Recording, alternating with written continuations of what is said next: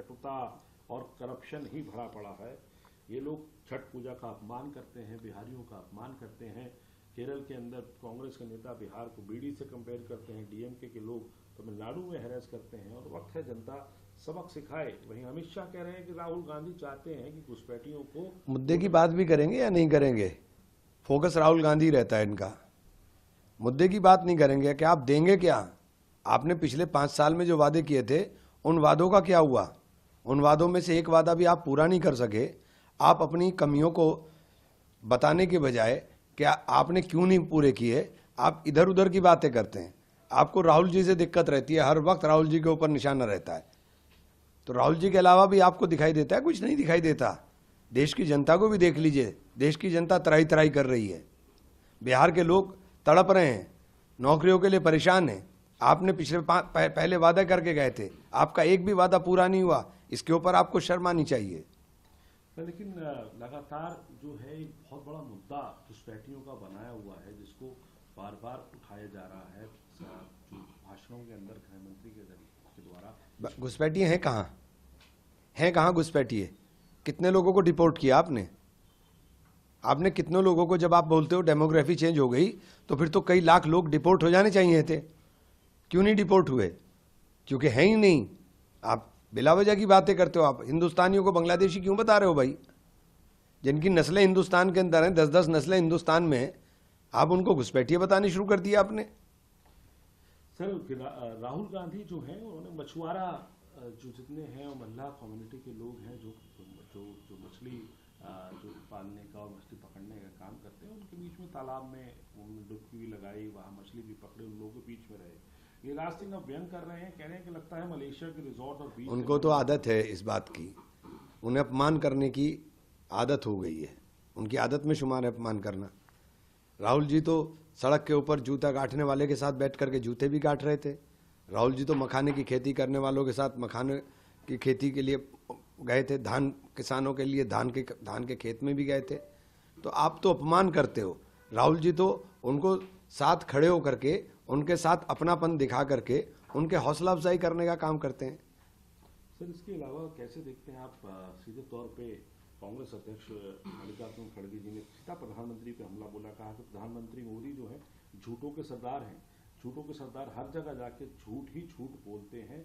MSP, black money, demonetisation, 2 crore नौकरियां, इसके ऊपर कोई बात नहीं करते, केवल और केवल जो है झूठ की। प्रधानमंत्री जी पिछली बातें भूल जाते हैं, आगे की तैयारी रखते हैं। पिछली पूरी नहीं हुई, एक भी पूरा नहीं हुआ आपका वादा, उसके ऊपर बात नहीं करेंगे, आगे की नए सपने दिखाने शुरू कर देंगे। सरकार आपको लग रहा है कि बन रही, क्योंकि लालू यादव भी कह रहे हैं कि अगले मुख्यमंत्री 14 तारीख को तेजस्वी यादव होंगे। तेजस्वी यादव भी कह रहे हैं कि जो है जो कुछ किया गया है बिहार के लोगों के लिए वो गठबंधन ने किया है, और जब सरकार बनेगी तो मकर संक्रांति पर 30,000 रुपए हर परिवार के खाते में भी डालेंगे एक ही बार।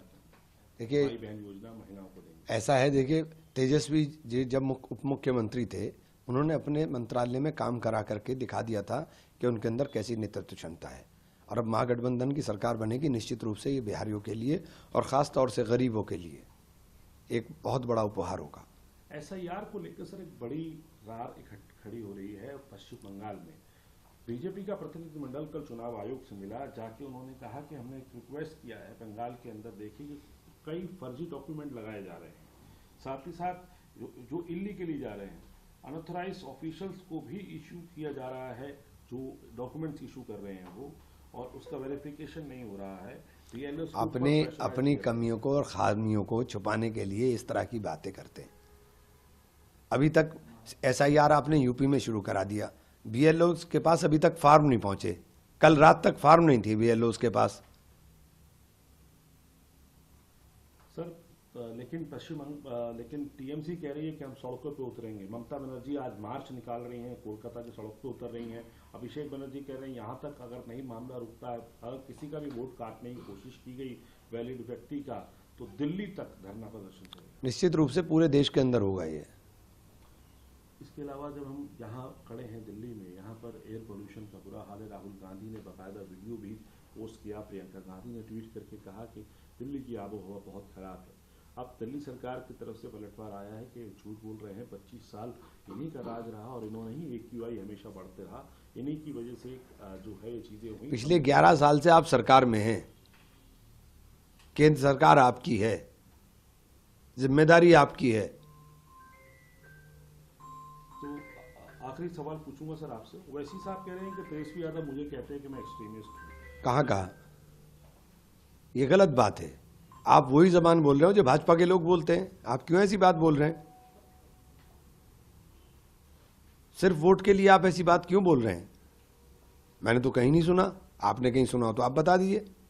लेकिन वो एक और बात है, कह रहे हैं उसको आगे बढ़ाते हुए कहते हैं कि कोई भी लोग जो नमाज पढ़ते हैं, कुरान पढ़ते हैं, रोजा रखते हैं, जो बच्चे मदरसे जाते हैं, दाढ़ी रखते हैं, जो टोपी रखते हैं, क्या वो सब एक्सट्रीमिस्ट हो जाते हैं? औकाफ की हिफाजत के लिए सरकार जरूरी है। हमारे साथ रहे हैं और पूरा उन्होंने औकाफ की लड़ाई को लड़ा है। औकाफ की लड़ाई के लिए सरकार जरूरी है। ऐसी बात मत करिए जिससे उन लोगों को ताकत मिले जो औकाफ को बर्बाद कर रहे हैं।